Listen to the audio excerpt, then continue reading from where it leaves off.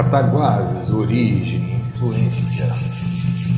Durante os séculos XVI e XVII, devido à colonização portuguesa, diversos grupos de indígenas transmigraram para dentro dos campos brasileiros, dispersando-se do litoral no intuito de fugirem da intolerância dos colonizadores. Em épocas passadas, mais de 100 grupos originários habitavam o interior da região e passaram a ser surpreendidos por razão das ações migratórias de tribos fugitivas. Isso acabou multiplicando as revoltas, já que eram constantes na região. O fato agravante foi que, ao longo dos anos, muitos desses nativos, chamados de índios, foram sendo dizimados por ordem da coroa, que os escravizavam, matavam, ocupavam suas terras e lhes transmitiam suas doenças. Os carijós, os índios escravos, como eram chamados pelos colonizadores, foram pouco a pouco perdendo seu espaço. Com o tempo, desapareceram os puris do sul de Minas, os caiapós, os bororós do oeste, os coroados, os coropós, os cataguás e muitos outros. Entre todas essas tribos, que nem sempre viviam em harmonia, estavam os cataguás, sempre audaciosos e submissos, dotados de admiráveis habilidades marciais. Com o passar dos anos, a fama dos cataguás foi aumentando de acordo com as frustradas investidas dos sertanistas bandeirantes. Naquele tempo, os cataguás representavam a descendência dos nômades tremembés. Após sua desagregação, 12 índios nômades foram habitar os soldos do sudeste, mesorregião conhecida por Campos Gerais dos Cataguases. Por volta da data de 1670, expedições bandeirantes foram convocadas em busca de pedras preciosas, diamantes e ouro, assim como em outras localizações no Brasil. Para atenuar a revolta naquela região, a expedição fora chefiada por Fernão Dias Paz, um afortunado e conhecido caçador de esmeraldas. Sua missão teve por base converter ou eliminar as tribos que impedissem o decurso das atividades. No caminho, permaneceram os irresistíveis cataguases, sendo necessário a convocação do veterano Lourenço Castanho Taques, primeiro descobridor das minas de ouro, para que com seu apoio de mais de 600 capatazes trucidassem toda a tribo dos cataguases. A coroa, para abrandar o acontecimento, tratou de encaminhar diligências para acalmar a oposição e reconciliar os outros nativos. No século XVIII, a região passou a chamar-se Sertão do Leste, mesorregião pertencente à capitania de São Paulo e Minas de Ouro.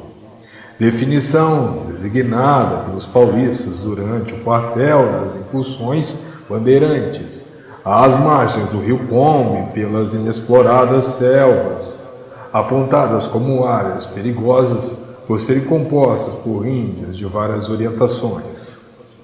Em 1750, a região aos poucos tornava-se habitada por conta do caminho das minas, local das antigas Sesmarias. Em 1757, após mais algumas expedições fracassadas, o capitão Francisco Pires Farrinho conseguiu se aproximar dos índios coroados e coropós que habitavam a região do rio Pomba, desenvolvendo um relacionamento cada vez menos violento entre brancos e índios. Em 1809 e 1810, vários padres, atraídos por relatos que indicavam a existência de diamantes na região, a aportaram no rio Pomba, em local que passou a ser chamado de Porto dos Diamantes, onde os colonizadores viviam próximo às aldeias de índios coroados, carapós e puris. Em 1819, o governo, com o intuito de apaziguar as relações conflituosas entre a coroa e os nativos, passou a implementar medidas mais humanitárias, nomeando para comandar as divisões militares do Rio Doce o capitão francês Guido Tomás Marliere. Essa direção empreendeu um processo de civilização no qual os índios foram sendo catequizados e integrados aos costumes pertencentes à nova estrutura governamental. Em 1824, o comandante das divisões militares do Rio Doce, coronel Guido Tomás Valieri, francês de nascimento, inspecionando as obras da estrada de Campos, chegou à aldeia recomendada à margem esquerda do rio Pomba. Em 1826, Marielle recebe a oferta de terras do sargento Henrique de Azevedo para a construção de uma igreja dedicada a Santa Rita de Cássia e a imediata fundação de um povoado, surgindo assim, em 1841, o Curato de Santa Rita do Meia Pataca, devido à extração de uma quantia irrisória de ouro nas cercanias do Córrego das Lavras.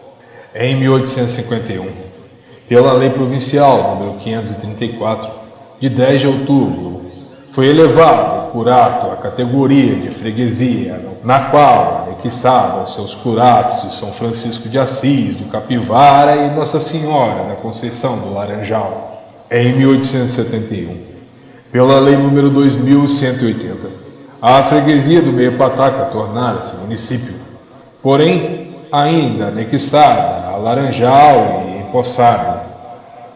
Um pouco mais tarde, em 7 de setembro de 1877, o município do Meia Pataca tornava-se independente, passando a ser chamado por Cataguases, em legítima homenagem aos antigos índios cataguás. Cataguases, então, foram fundadas pela mescla feita entre aventureiros europeus, nativos indígenas e afrodescendentes. Cada um, a seu modo, contribuiu e conduziu a cidade, transformando aldeias e lares em uma das cidades mais modernistas do país.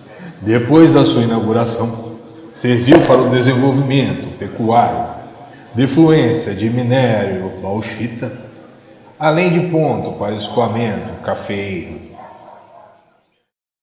O imigrante português, Coronel João Duarte Ferreira, celebrado no ano da atual Praça Santa Catarina, fora importante comerciante, banqueiro e político cataguasense, responsável e cofundador da Estrada de Ferro Cataguases, tendo a sua inauguração na data de 14 de abril de 1895. Após a sua inauguração, devido a problemas financeiros, fora vendida e transferida aos cuidados da Leopoldina Railway, sediada em Londres, na Inglaterra, passando a ser denominada Ramal, funcionando em meados de 1965. O prédio encontra-se localizado no centro da cidade, que hoje abriga um centro cultural. Em 1905, marca o início da industrialização da cidade, mudança de paradigma, promovendo o avanço do seu desenvolvimento de acordo com as tendências da época. Manuel Inácio Peixoto foi um dos pioneiros mais consagrados da cidade. O sobrenome Peixoto, ou Peixota, sua forma mais arcaica, fora originado em Portugal e representava literalmente como uma forma diminutiva de peixe. Alguns consideravam a família descendente dos portocarreiros e outros do Marechal Floriano Peixoto e a sua República da Espada. Formado em Química, Manuel Inácio Peixoto Filho foi um funcionário da empresa de seu pai e ainda em sua noviça fase com o prenome de Manuel Inácio Peixoto e Filhos, convertendo-se adiante na indústria Irmãos Peixoto S.A., tornando-se diretor do estabelecimento no ano de 1919.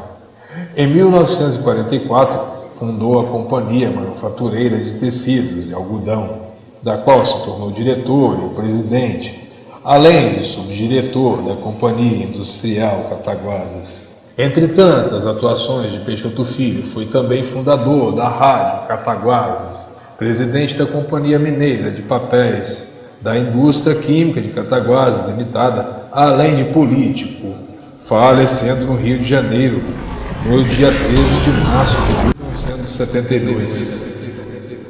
Na década de 20, A cidade aflorava efervescência e atinava vanguardismo no campo cinematográfico.